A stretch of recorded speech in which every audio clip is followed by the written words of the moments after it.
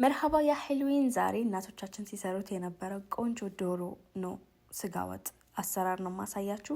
ምሮ እንደዚህ የሚያፈጥንሽ ለምትሉ ልጆች ዩቲዩብ ላይ ረጋ ብዬ በደንብ ነው የምሰራላችሁ ቪዲዮ እዛ ጋር ሄዳችሁ ማየት ትችላላችሁ።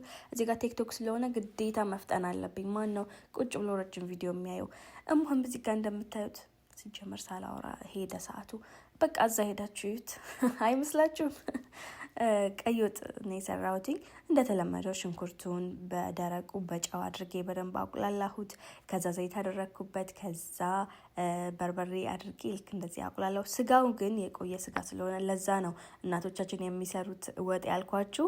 ስጋው ፍሬሽ አይደለም። ስለዚህ በጎን ለብቻው ነበር የጣድኩት። እንደዚህ ከላይ አረፋ ነገር ይወጣዋል። እሱን ካነሳችሁ በኋላ በስጋው ወጥ ጠብ እያደረጋችሁ ቀይ ወጡን ወይም ቁሌቱን ማቁላላት።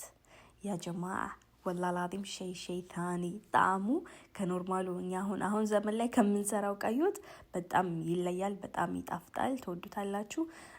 ስጋው በጣም ሙሉ ለሙሉ መብሰል የለበትም። በጎን ብቀቅሉትም ግን ውሃውን በደንብ መረቁን እንዲያወጣ አድርጉት።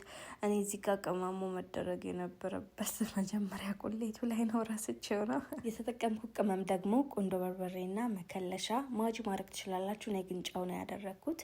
እሙህም ያህልዊ መጨረሻ ላይ ውሃ ምናምን ከላለስኩኝ። ሹፉል ያህል ጀማል ሹፉል ያህለውን ብስሚላ ማሻአላ በጣም ነው የሚጣፍጠው። ያ ጋይስ ሞክሩት፣ ትወዱታላችሁ።